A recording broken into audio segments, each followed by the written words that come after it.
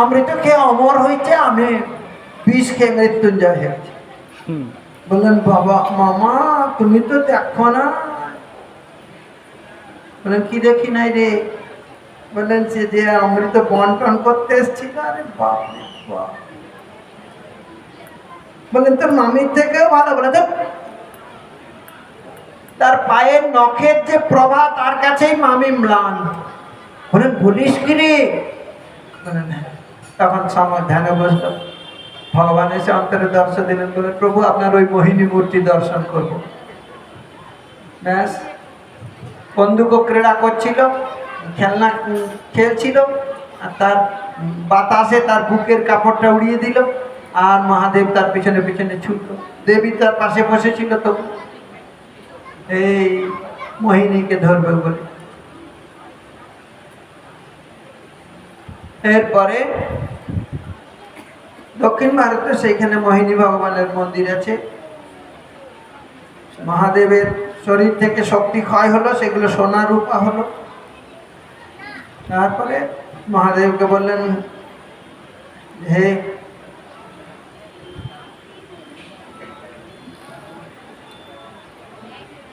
প্রভু, বলেন এটা তোমার মোহপ্রাপ্তি নয়। বলেন কেন? বলেন ভগবানকে দেখতে চাওয়াটা কোনো দোষ নয়, ভগবানের রূপে বিমোহিত হওয়াটাও দোষ না, গুণ। কিন্তু তুমি আমি এবং ব্রহ্মা একই তত্ত্ব, ওই জন্য আমাদের কোনো। এরপরে আবার যুদ্ধ হলো। তখন দেবী অদিতি দেখলো আমার ছেলেগুলোকে সব পাঠিয়ে দিয়েছে বনে, এই স্বর্গ থেকে বিতাড়িত হয়েছে। বলি স্বর্গ বিজয় করলেন গুরুদেবকে সন্তুষ্ট করে। গুরুদেব অম্লান পুষ্পের মালা, দিব্য রথ এইসব দিলেন। তারপরে কশ্যপ থেকে অদিতি থেকে বামন ভগবান আবির্ভূত হলেন। বলে বামন ভগবান কি। বলি মহারাজ বামনের চরণ ধৌত করলেন, ধৌত করে পান করলেন। পান করার সমস্তকে ধারণ করলেন, সঙ্গে সঙ্গে তার বুদ্ধিটা পরিশুদ্ধ হয়ে গেল। ভগবান আসলেন দান গ্রহণ করতে বলির ইয়েতে। বলেন আমি হাত পেতে দান নেবো না। বলেন তাহলে পা পেতে দান নিব, ত্রিপাদ ভূমি নেব, সংমিতানি পদামমা, আমার পায়ের মাপে। তারপরে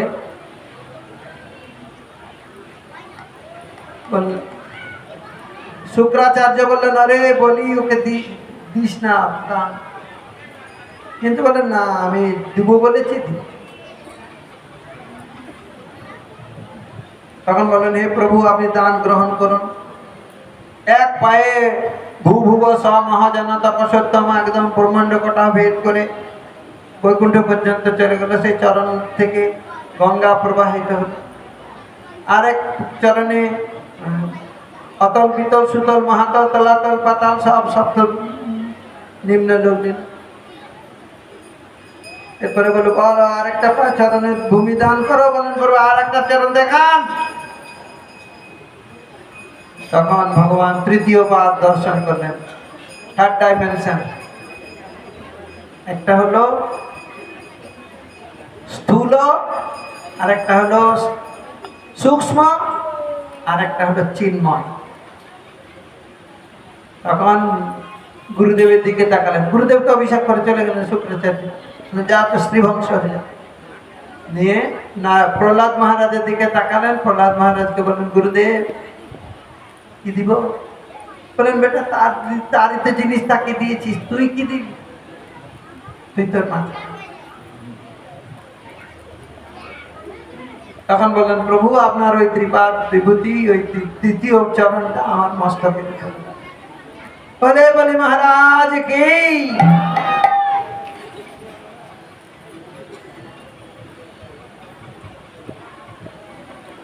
বলি মহারাজ নিজেকে দিয়ে প্রভুর চরণটা গ্রহণ করুন, আত্মসমর্পণ।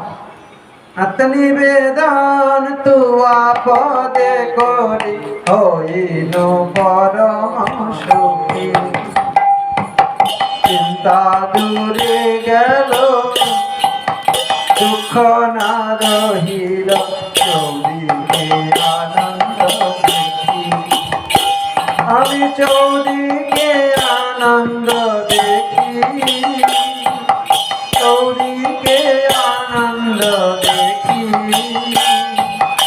হইল পরম সুখী। অশোকয় ভয় অমৃতয় আধার তোমার চরণ তাহাতে এখন বিশ্রাম লভিয়া শারীর ভাবে।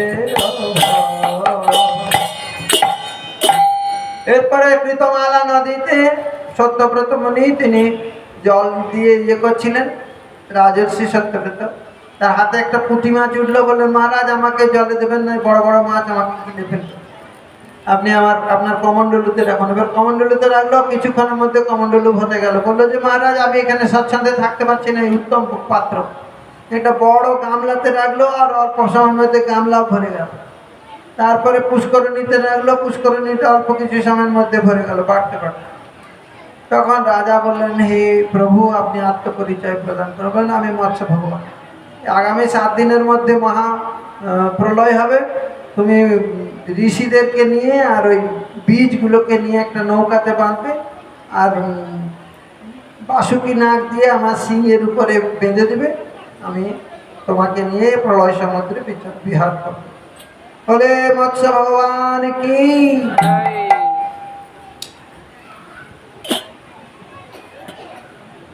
আর ওই মৎস্যের সঙ্গে সত্যব্রত মুনির যে কথোপকথন হয়েছিল তার নাম হলো মৎস্য পুরাণ। এরপরে নবম স্কন্ধে সূর্যবংশ চন্দ্রবংশ। শ্রাদ্ধদেব মনু সুদ্যুম্ন পৃষদ্র দৃষ্ট ধৃষ্ট নরিশান্ত সজ্জাতি সুকন্যা চবনমণি নভর নাভাগ। তারপরে হলো দুর্বাসার চরণে অম্বরীশের চরণে দুর্বাসার ইয়ে হলো, যে অম্বরীশ দুর্বাসাকে, দুর্বাসা ব্রহ্মলোকে গেল, তারপরে শিবলোকে গেল, তারপরে বৈকুণ্ঠে গেল। ভগবান বলেন অহং ভক্ত পরাধীন। তারপরে দুর্বাসাকে অম্বরীশ রাজা ক্ষমা করলেন। তারপরে দুর্বাসা অম্বরীশ রাজার চরণে ধরল। তখন সুদর্শন চক্র প্রতিহত হলো। এবারে দুর্বাসাকে বেশ ভোজন করিয়ে দুর্বাসা বৈষ্ণব স্তুতি করতে করতে, হে বৈষ্ণব ঠাকুর দয়ার সাগর দাসে করুণা করিয়ে। হে বৈষ্ণব ঠাকুর দয়ার সাগর দাসে করুণা করিয়ে। পদ ছায়া শোধ হে আমারে তোমার চরণ পদ ছায়া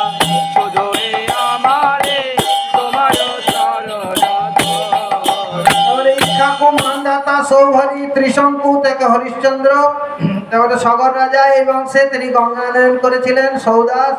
আবার এই বংশে রামচন্দ্র, বলে রামচন্দ্র ভগবান কি। তিনি বললেন যে মহারাজ যুধিষ্ঠির আপনি ওই ইয়ের কাছ থেকে রামচরিত শ্রবণ করবেন, মার্কণ্ডের কাছ থেকে। রামচরিত বললেন এবারে রামের বংশধর, কুশের বংশধর নিমি, মহাবলী, চন্দ্রবংশে পুরুরবা। তারপরে এই বংশে परशुराम भगवान आश्रम बोले परशुराम भगवान की, श्री रामचंद्र भगवान की। তিনি নিক্ষত্রিয় করেছিলেন। ক্ষত্রবৃদ্ধ যজাতি দেহত্যাগ করলে পুরুবংশে দুষ্মন্ত ভরত, ভরত বংশে রন্তিদেব, পাণ্ডব বংশ যদুবংশ। বলে কৃষ্ণচন্দ্র ভগবান কি। এরপরে পরীক্ষিত মহারাজ বলছেন গুরুদেব, আপনি শ্রবণ করিয়েছেন চন্দ্রবংশ আর সূর্যবংশ। ও তিনটে শ্লোক আছে, বিশেষ শ্লোক শুনুন। নবম স্কন্ধে, নবম স্কন্ধের একদম শেষে ওই তিনটে শ্লোকে পুরো কৃষ্ণ লীলা বলা আছে। 9:30 বাজে। আবার জন্ম পর্যন্ত বসতে হবে। 9:30 বেল বাজাচ্ছে। একটা অপেক্ষা করুন, কৃষ্ণ আসছেন, রাত না হলে আসে না, বুঝলেন না? কৃষ্ণের অবতার 12টার পরে হয়। কৃষ্ণ হলো নিশি কুটুম্ব। নিশি কুটুম্ব গ্রন্থ পড়েছেন? তাই আজকে 12টা পেটে গামছা দিয়ে বসে। রামচন্দ্র হলো দিনের বেলায় আবির্ভূত হয়েছিলেন, পেটের ঠাকুর। আর কৃষ্ণচন্দ্র হলো বুকের ঠাকুর, মনের ঠাকুর। কৃষ্ণচন্দ্র মনোরোগ বিনাশকারী, আর রামচন্দ্র উদর রোগ বিনাশকারী। দুপুর বেলায় খেতে হয়, আর রাত্রের বেলায় হরে কৃষ্ণ। এরপরে কৃষ্ণ রূপের কথা বলছেন, যশাননং মকর কুণ্ডল চারু কর্ণম ভ্রাজৎ কপোল সুভগাং সবিলাসহাসম নিত্যোৎসবম নত ত্রিপুত্রিষিঃ প্রিয়ন্ত নার্যো নরাশ্চ মুদিতা কুপিতা নিমেশ্চ। কৃষ্ণের রূপের কথা একটা শ্লোক। এরপরে কৃষ্ণের লীলার কথা, জাতো গত প্রীতিগৃহাৎ ব্রজ মেধিতার্থ। পিতৃগৃহ থেকে ব্রজে গেছেন। আত্মারি পুংসুত শতানি কৃতোরুদার উৎপাদ্যতে সুপুরুষ ক্রতুভি সমীজে আত্মানম আত্মনিগমা প্রথয়ন জনেষু। এরপরে কৃষ্ণের মথুরায় আবির্ভূত হয়েছেন, ব্রজে গেছেন, সমস্ত শত্রুগণকে বধ করেছেন। তারপরে 16,108 মহিষীকে বিয়ে করেছেন, প্রত্যেকে 10টা করে ছেলে জন্ম দিয়েছেন। পৃথ্বী গুরু ভারাং ছাপায়ান। এবারে কৃষ্ণের আবির্ভাবের কারণ কি? পৃথিবীর গুরুভার মানে অসুর ভার হরণ করার জন্য। মন্ত সমর্থিত কালিনা ভূমি যদি ভূপ দিয়েছেন, রাজায় রাজায় যুদ্ধ লাগিয়ে দিয়েছেন। হ্যাঁ, কৌরবে আর পাণ্ডবে। অর্জুন হলো ভগ্নিপতি, আর দুর্যোধন হলো বিআই মশাই। দুর্যোধনের সাথে কৃষ্ণের কি সম্পর্ক ছিল? বিআই। দুর্যোধনের মেয়ের সঙ্গে কৃষ্ণের ছেলের বিয়ে হয়েছিল। দুর্যোধনের মেয়ের নাম লক্ষণা, আর কৃষ্ণের ছেলে হলো শাম্ব। আর ছেলের বাবা নাকি ভিক্ষে মাগতে গেছিল দুর্যোধনের কাছে। কি ভিক্ষা মাগতে গেছিল? 5খানা গ্রাম।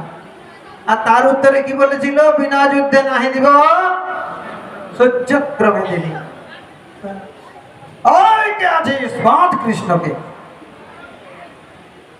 কৃষ্ণ বলল, রে কে আমায় বাঁধবি তোরা? সেই দড়ি কি তোদের আছে? আমি যে বন্দী হতে সন্ধি করি সবার কাছে। তারপরে কৃষ্ণকে যখন বাঁধতে গেল, তখন কৃষ্ণ বিশ্বরূপ দেখিয়ে দিল, সবাই ভিড়মিখিয়ে পড়লো। 3 জনা ছিল। ভীষ্মদেবকে বললেন, আপনি কৌরব পক্ষে থেকে পাণ্ডব সৈন্য সংহার করুন। দ্রোণাচার্য কৃপাচার্যকে বললেন, আপনারা কৌরব পক্ষে থেকে পাণ্ডব পক্ষ সৈন্য সংহার করুন। আর বিদুরকে বললেন, আপনার ডানাতে চিমটি কাটলেও লাগবে, বাঁ হাতে চিমটি কাটলেও লাগবে, আপনাকে কোন পক্ষে যুদ্ধে জয় করতে হবে। আর আমি একাই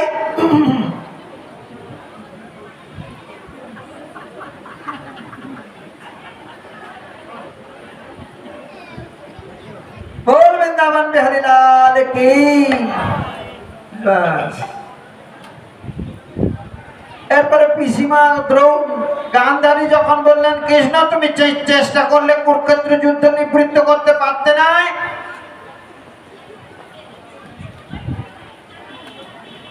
বলেন মামিমা আমার কি দোষ? এই জগতে সবাই কি দেখে যে বনটা আগুনে পুড়ে গেল, কিন্তু বাতাস যে গাছের ডালে ডালে ঘষিয়ে আগুন লাগিয়ে দিল সেটা কি কেউ দেখতে পায়?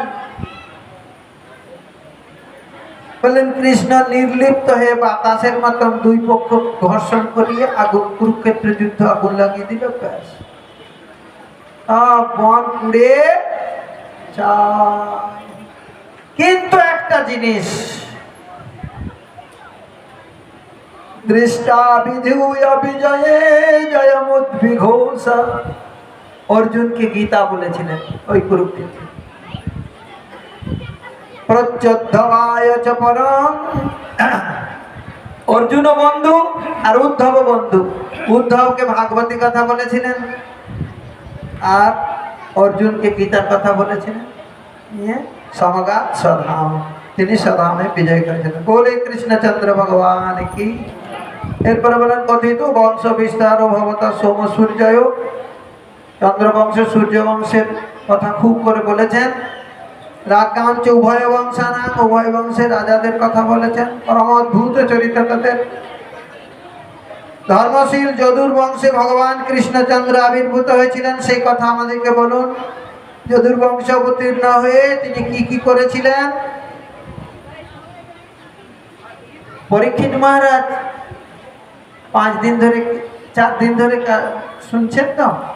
এরপরে সুখদেব গোস্বামী চিন্তা করলেন যদি একটুখানি কিছু জল টল পান করে, কিছু যদি বিশ্রাম নেয়, কথাকে একটুখানি বিশ্রাম দিয়েছিল আর লাগিয়ে দিল পরীক্ষিত মহারাজ।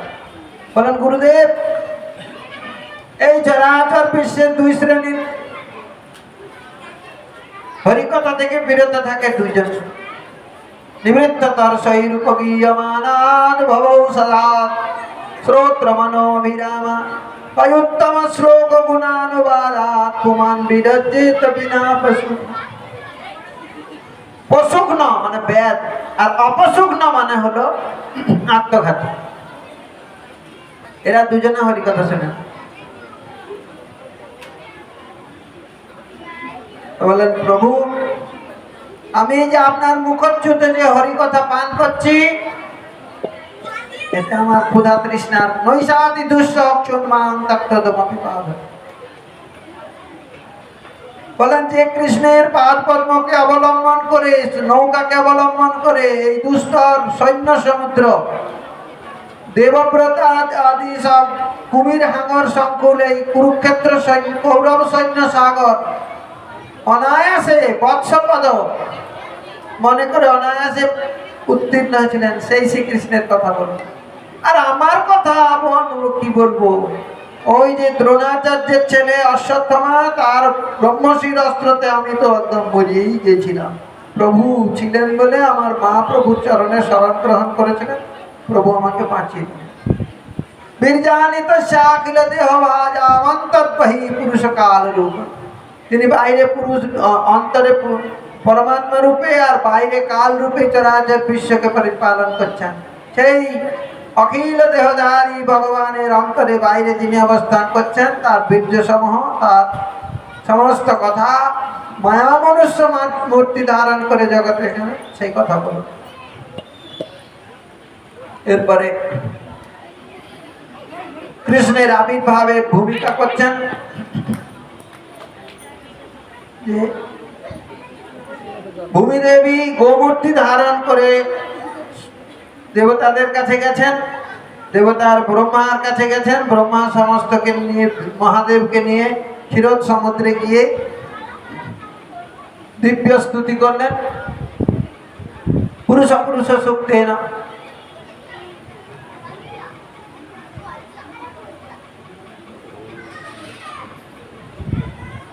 এরপরে ভগবান বললেন আমি সব জানি, পুরৈব অবধিত ধরাজ্জর ধরিত্রী দেবীর দুঃখের কথা আমি পূর্ব থেকেই জানি। বললেন প্রভু, একজনের দুঃখ পাচ্ছে সেটা দেখেও কি না দেখে ঘুমানো যায়? উনি ঘুমাচ্ছেন কি করে? বললেন, দেখ বাবা, কি করব না ঘুমালে?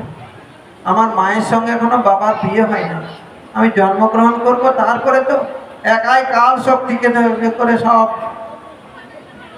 সংহার কর। সকালে সপ্তাহ সপায়াংশরের ভবিষ্যৎ পৃথিবীকে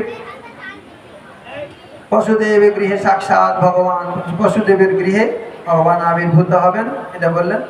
এরপরে বসুদেবের সঙ্গে দেবকীর বিবাহ। কংস রথের দড়ি নিয়ে যাচ্ছে, ওকে রথের দড়ি ধরে, আর বোনকে খুব ভালোবাসে, সে বোনের শ্বশুর বাড়ি বোনকে রাখতে যাচ্ছে। ঠিক সেই সময় দৈববাণী হলো, অস্যাস্তাম অষ্টম গর্ভ হন্তা জাং বহসে অবুধ। ওরে মূর্খ, তুই যাকে বয়ে নিয়ে যাচ্ছিস তার অষ্টম গর্ভের সন্তানকে হত্যা করে।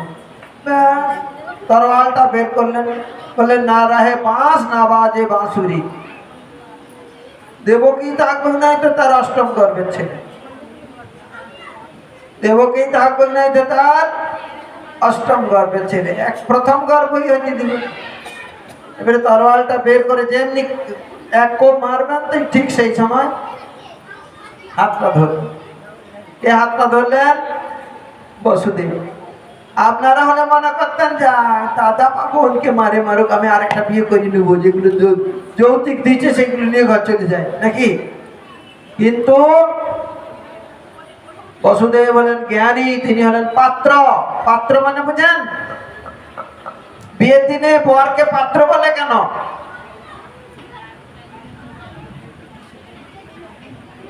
পাত্র মানে পতনাৎ ত্রায়তে, পতন থেকে যে ত্রাণ করে তাকে পাত্র বলে। বহু রকমের পতন আছে, সামাজিক পতন, আধ্যাত্মিক পতন, দৈহিক পতন, তারপরে পারমার্থিক পতন। স্ত্রীকে স্বামী ওই পতন থেকে রক্ষা করেন, ওই জন্য তার নাম হলো। এখন এসেছে তার জীবন অবসান, ওই তরোয়ালওয়ালা হাতটা ধরেছে, ধরে কি বলছেন? আজিবা শতেক বর্ষে অবশ্য মরণ, নিশ্চিন্ত না থাকো ভাই। বসুদেব বলছেন,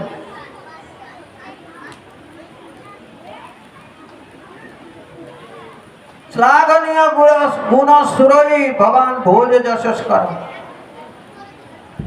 আপনি তো শেষকালেই ছুঁচো মেরে হাত গন্ধ করবেন, বলে না?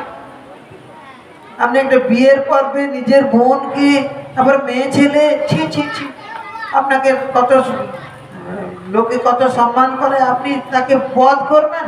ঠিক শুনুন, গম্ভীর কণ্ঠে বলছেন, মৃত্যু জন্মবতাম বীর দেহে ন সহজায়। দেহের সঙ্গে সঙ্গে প্রত্যেক জীবের মৃত্যুরও জন্ম।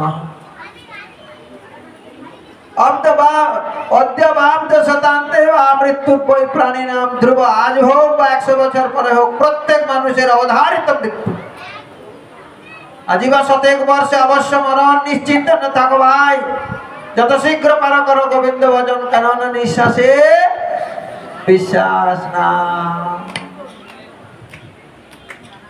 বললেন এই শরীরটাকে তো ছাড়তেই হবে। যেমন জোঁক একটা ঘাসকে ছেড়ে একটা ঘাস ধরে, সেই রকমই আত্মাও একটা শরীরকে ছেড়ে আরেকটা শরীর ধরে।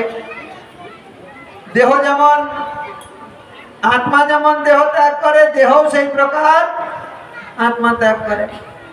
আমার এই শরীরটা আরেকজনের শরীর ছিল, সে ভোগ করে দিয়ে ফেলে দিয়ে পালিয়েছে, আমি আবার কালেক্ট করে সেই শরীরটা পেয়েছি, আমি আবার ছেড়ে দিয়ে যাবো, আরেকটা আত্মা সেই শরীরটাকে নেবে। এরকম করে আত্মাও দেহ ত্যাগ করে, দেহ আত্মা ত্যাগ করে।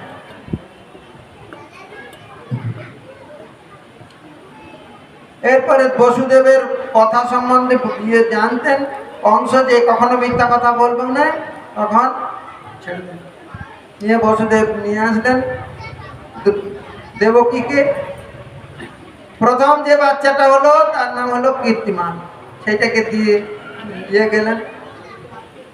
কংসের কাছে কথা দিয়েছে যে সব বাচ্চাগুলোকে তোমার হাতে তুলে দেবো। প্রথম বাচ্চাটাকে তুলে দিলেন। বললেন গুরুদেব বলেন কি? বলেন হ্যাঁ, দুঃসহ কোন সাধনা কিং দুঃসহন সাধনা, সাধুরা কি সহ্য করতে না পারে, বিদুষাং কিম অপেক্ষিতাম, যারা জ্ঞানী তারা কি অপেক্ষা না করতে পারে, উপেক্ষা না করতে পারে, কিম অকার্য কদর্জনাম, যারা কদর্য তারা কি না করতে পারে, আর দুষ্টজকে ধৃতাম আত্মানাম, যারা ধৈর্য ধরতে পারে তারা কি না করে। এরপরে বললাম দেখো এর থেকে তোমার মৃত্যু নয়, অষ্টম গর্ভ থেকে। বসুদেব গিরি গিরি গিরি গিরি করে ছুটলো তাকে ছেলে থেকে। ঠিক নারদ মুনি এসে বললেন শ্রীমান নারায়ণ নারায়ণ নারায়ণ।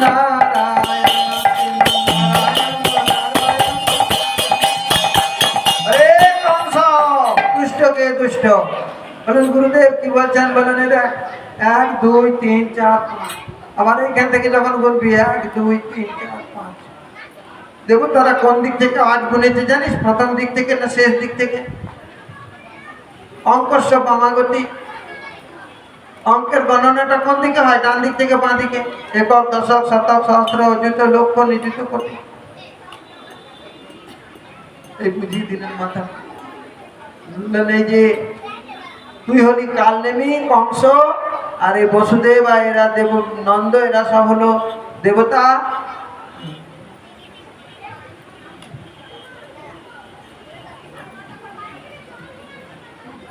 নারদ মুনি সব বলে দিলেন। নন্দাদ্যাজ প্রজে গোপা যশ্চमीषाच जोषितः বিষ্ণয় বসুদেবাদ্যা দেবক্যাদ্যা যদুস্ত্রিয়ঃ সর্বে বৈ দেবতা প্রায়া উভয়োপি ভারত। হে তুমি হলেন কালনেমী, এই সমস্ত তোমার শত্রু, নিত্য শত্রু, পূর্ব শত্রু। এই বসুদেব দেবকীকে বন্দী করলেন। তারপরে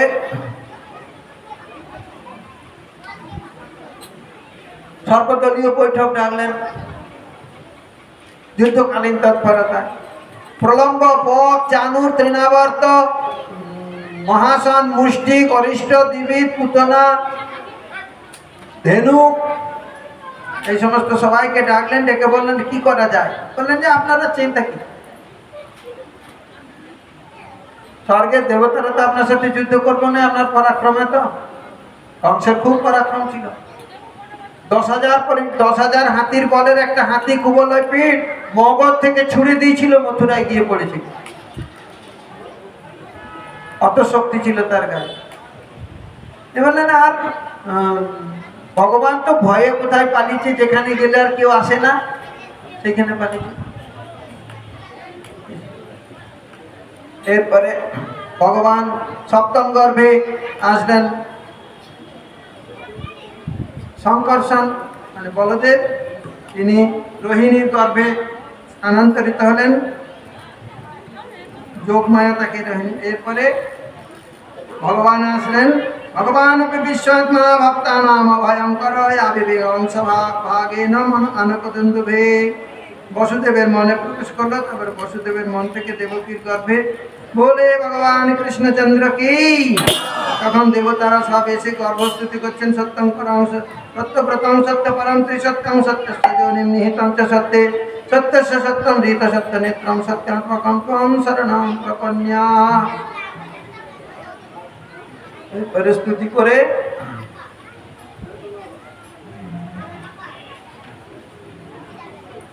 নিশিতে তময় উদ্ভূতে প্রথমে হলো তথা সর্বগুণ অপেত কাল পরম শোভনা, পরম শোভন কাল এসে উপস্থিত হল।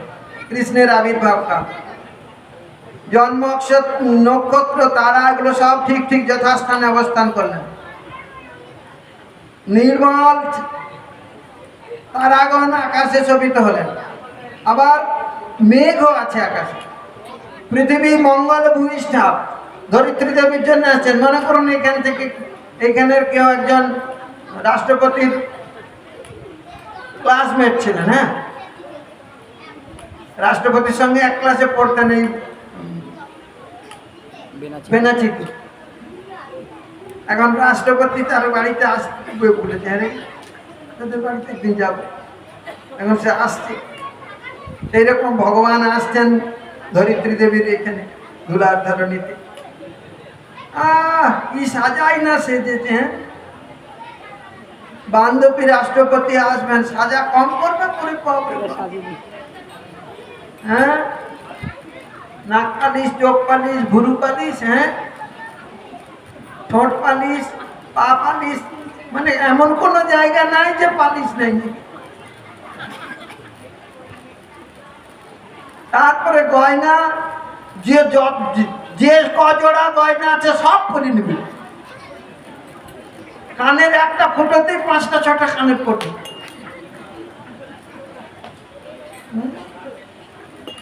মহিমঙ্গল ভূয়িষ্ঠান, বিশ্বনাথ চক্রবর্তী বাদ বলছেন, ধরিত্রী দেবীর জন্য আজকে কৃষ্ণ আসছেন, ধরিত্রীর দুঃখ প্রণোদন করার জন্য।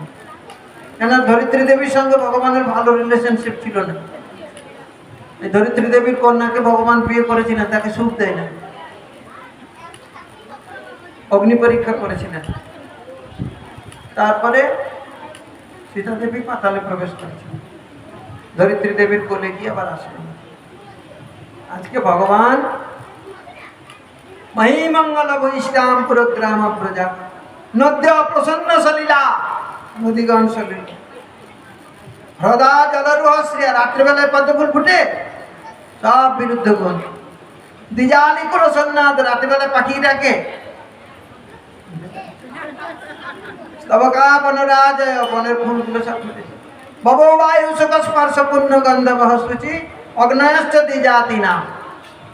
ব্রাহ্মণদের যে হোমের অগ্নি যখন প্রজ্বলিত হয়ে হয় না, তখন মঙ্গল হয়। আর শ্মশানের আগুন যদি জ্বলে উঠে, আরো মোড়া নিয়ে আয়, মোড়া নিয়ে আয়, খুব অমঙ্গল। ওই জন্য জল দিয়ে শ্মশানের আগুনটা নিভিয়ে তারপরে আসে। অগ্নয়শ্চ দ্বিজাতীনাং শান্ত্রাস্তত্ব সমিন্ধত, একদম নীলাভ শিখা বিস্তার করে। বলেন অগ্নি কেন আনলো? বলে অগ্নির একটা বদনাম আছে। অগ্নির কি বদনাম? পেটুক,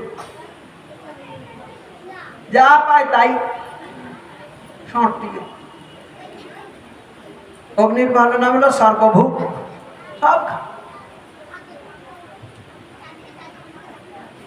ভোজন রসিকটা হলো স্তুতি, যারা ভোজন রসিক ভালো জিনিস বেশি পরিমাণে খায়।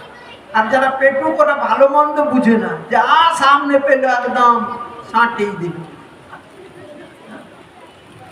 তো অগ্নি হলো সর্বভূক, সামনে যা পেল সব। আজকে আসছেন এমন একজন যে অগ্নিকে পান করে, সর্বভূক ভূক, যিনি দাবানল পান করেছিলেন, সেই ভগবান কৃষ্ণ আজকে আসছে। আর পাখিরা কেন ডাকছে না? আমাদের কুলদেবতা হলেন গরুড়, এই গরুড়ের প্রভু আজকে আসছেন, ওই জন্য পাখিরা সব ডাকছে। ব্যাস, নিশীতে তময় উদ্ভূতে জায়মানে জনার্দনে, রাত্রিকালে অন্ধকার, ঠিক সেই সময় জনার্দন জনানাং আর্তি অদন্তি, জনাদের দুঃখ তিনি বিনাশ করেন। দেবক্যা দেবরূপিণ্যা বিষ্ণু সর্বগুহাশয় আবিরাসিত যথা প্রাচ্যান্তি সেন্দুরিব, পূর্ব দিককে আলোকিত করে যেরকম সূর্য উদিত হয়, হিন্দু মানে চন্দ্র উদিত হয়, সেই প্রকার ভগবান কৃষ্ণচন্দ্র আবির্ভূত। বলে আনন্দ কন্দ সচ্চিদানন্দ পরমানন্দ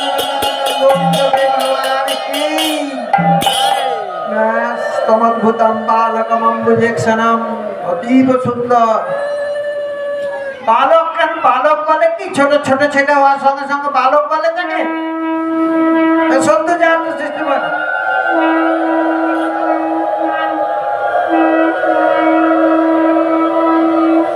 বিশ্বনাথ চক্রবর্তী বালক শব্দের অর্থ করেছেন বালেষু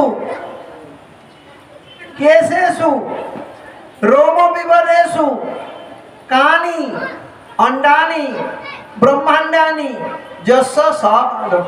বলেন যার লোমকূপে অনন্ত কোটি ব্রহ্মাণ্ড আসা যাওয়া করছে, তিনি হলেন বালক। তিনি এমন ভাবে জন্মালেন, একদম গয়না পরে, কাপড় পরে। আপনাদেরও তো দুটো একটা ছেলে হয়েছে, গয়না পরা কাপড় পরা ছেলে হয়েছে নাকি? হয়েছে। महार्ह वैदुज्य किरीट कुंडलत्युषा परिश्चक्त सहस्र कुंतलम उद्याम कांचांगद कांकनादिभिः विरोचमानं वसुदेव ऐक्षत। वसुदेव ছানা পড়ার মতন চোখ করে বড় বড় করে দেখছেন, এরকম ছেলে আমার বাপ চোদ্দ পুরুষ কেউ দেখে না। আহা কি অপূর্ব রূপ। সবিস্ময়োৎফুল্ল বিলোচন হরি সুতং বিলক্ষ্যানকদুন্দুভিস্তদা কৃষ্ণাবতারোৎসব সম্ভ্রম স্পৃশন মুদা দ্বিজেভ্য অযুতমাপ্লুতো ভবাম। আনন্দে মনে মনে ব্রাহ্মণদেরকে অযুত অযুত গাভী দান করলেন। বলে নাই দান করার আগে স্নান করতে হয়, বলেন ওই যে কৃষ্ণ আবির্ভূত হয়েছেন ওই আনন্দেতেই তাদের স্নান হয়ে গেছে। এরপরে বসুদেব বললেন আমি তোমাকে চিনেছি, বিদিতোসি। ভগবানকে স্তুতির এটা ঢং, আমি তোমাকে জেনে ফেলেছি, তুমি আমার অধিগম্য তত্ত্ব। কথা তো তাই। কি বলছেন বসুদেব? বিদিতোসি ভগবান সাক্ষাৎ পুরুষ প্রকৃতি। বলেন আমি তোমাকে জেনেছি, কিন্তু তুমি এমন বস্তু যে তোমাকে কেহই জানিতে সমর্থ, তুমি দয়া করে এসছো। এরপরে বসুদেব মাথায় করে কৃষ্ণকে নিয়ে গেলেন। অনন্তদেব ঘনাছত্র ধারণ করলেন। সেইখানে যশোদার কোলে একটা সাদা রঙের একটা নীল রঙের ছেলে ছিল, আর বসুদেব সাদা রঙের ছেলেটা নিয়ে গেল। নিয়ে ওই দুটো ছেলে মেঘের গায়ে যেরকম বিদ্যুৎ বিলীন হয়ে যায় সেই রকম দুটো ছেলে একসঙ্গে বিলীন হয়ে গেল। আর ওই মেয়েটাকে বসুদেব নিয়ে চলে আসলো। এবারে তারপরের দিনে যারা কারা রক্ষা করছেন তারা নন্দের কংস রাজাকে দিলেন, খবর দিলেন, মহারাজ মহারাজ কংস বসুদেবের ছেলে। কংস একদম হন্তদন্ত হয়ে খালি পায়ে চুলগুলো না বেঁধে মুক্ত মূর্ধজ নগ্ন পাদ এসে উপস্থিত হলেন। এসে দেখলেন যে একটা মেয়ে। দেবকী বললেন যে তুমি একে মেরো না, তোমার ছেলের সঙ্গে এর বিয়ে দেবো, যাতে দয়া হয় যাতে। সে জোর করে পাগুলো ধরে তার কোলের থেকে টেনে হিঁচড়ে চিচ্ছি দিয়ে খালা দিয়ে এমনি পাথরের উপর আছাড় দিতে লাগলেন, এমনি হাত থেকে উড়ে দিব্য অষ্টভুজা মহামূর্তি ধারণ করলেন। দিয়ে বললেন যে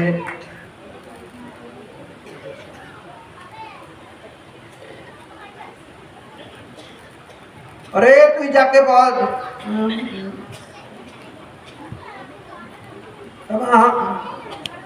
धन्य हम ते यवराजादीना हतसुता प्रभु। দা তোমার হাসি মান যায়, আমাকে ছেলেটা দাও, আমি একে অবলম্বন করে জীবনযাপন করব। তখন স্বর্গে দেবী বললেন কিংময়া হতয়া মন্দ জাত খলু তবান্তকৃত। আরে আমাকে মেরে তুই কি করবি? তোকে তোমাকে বধিবে যে গোকুলে বাড়ি ছেড়ে। এরপরে কংস গিয়ে বসুদেবের পায়ে ধরল।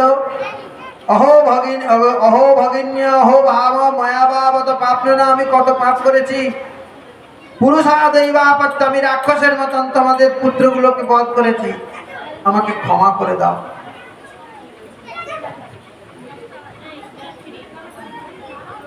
ক্ষমাধ্যম মম দৌরাত্তম সাধব দীনবৎস।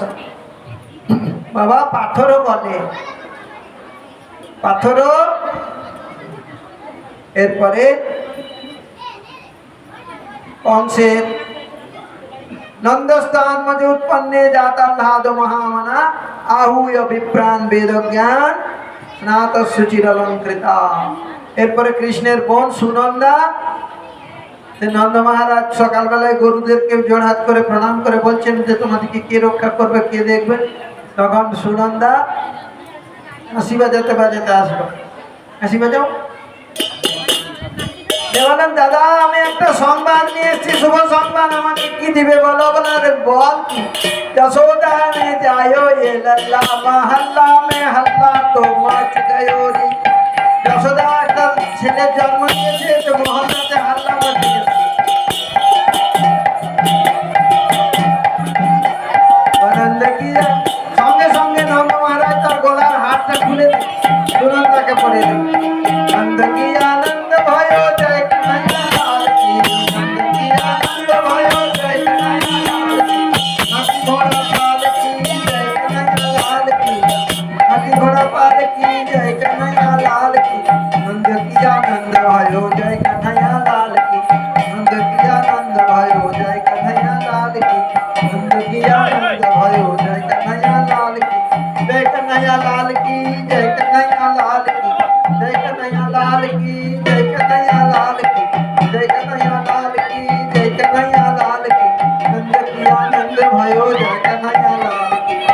की आनंद भयो जय कन्हैया लाल की नंद की आनंद भयो जय कन्हैया लाल की बोले नंद नंदन भगवान कृष्णचंद्र की আগামীকাল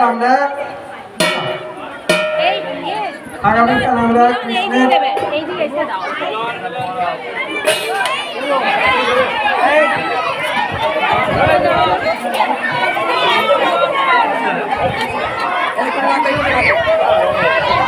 बोले कृष्णचंद्र भगवान की आनंद कंद सच्चिदानंद नंदन नंदन गोविंद देव भगवान की